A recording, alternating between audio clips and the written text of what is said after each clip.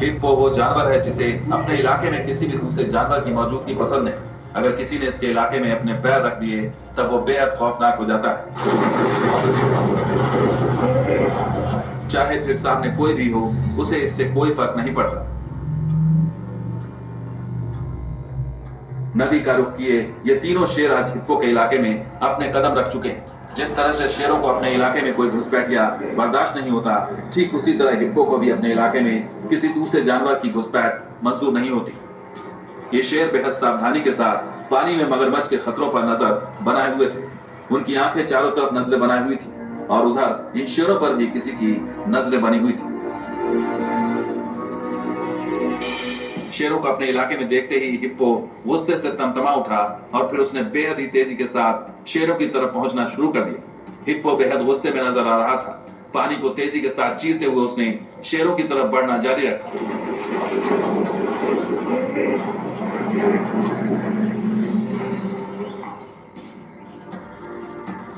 Hippo के आक्रामक तेवर को देखकर दो शेर तेजी के साथ भागने लगे, लेकिन एक शेर अब भी नदी में रुका था और हिप्पो तेजी के साथ अब उसकी तरफ बढ़ता जा रहा था।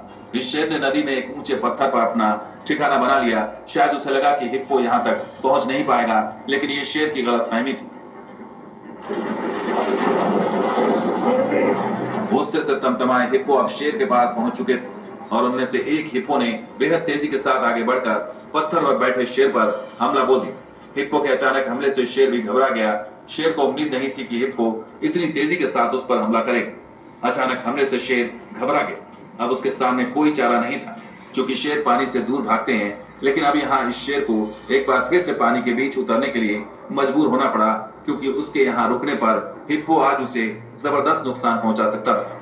घबराए शेर के पास सिवाय नदी में कूदकर भागने के और कोई चारा नहीं था। और जब शेर पानी में उतरकर हिप्पो के इलाके को छोड़कर आगे बढ़ने लगा, तब हिप्पो भी वापस मुड़ गया। लेकिन इस शेर के सामने खतरा अभी कम नहीं हुआ था।